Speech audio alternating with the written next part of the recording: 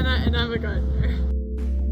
My grandma was a big gardener, and she would always come over to her house and like tend to our garden in our front yard, and I was like, oh, I'll help you out. And then I started, instead of growing flowers, now I grow like vegetables.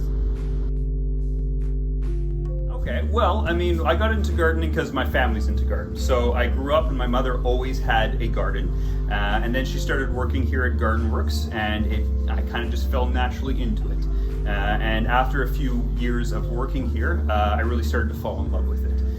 My first passion was carnivorous plants, and then it's kind of snowballed from there. You need to be fully dedicated, or else the stuff you plant will just die and it'll end up being a waste of money, waste of time.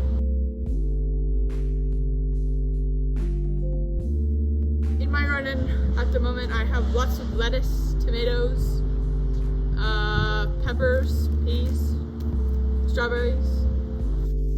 I like the independence of me just growing my own plants in my backyard.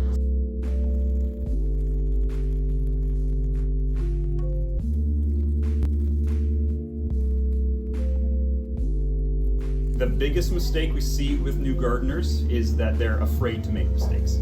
They think that they got to get everything right the first time. Really, when it comes down to it, gardening is about making mistakes. And as long as you don't make those mistakes too many times, then you're moving in the right direction. Where I like to start is growing food. I just think it's really, really exciting, and if you're able to grow something to completion and then actually be able to eat it, that's a pretty exciting feeling. So if you're wondering where to start, I always think like a little salad garden or grow some veggies. I mean, you can do it on a windowsill, you can do it on a small little patio. It's a lot of fun, really rewarding, and a great way to kind of set the seed, so to speak.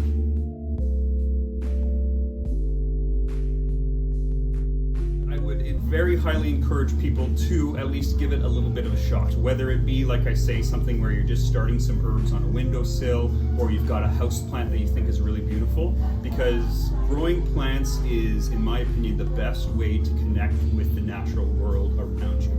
Because if you love your plants, the plants are going to love you back.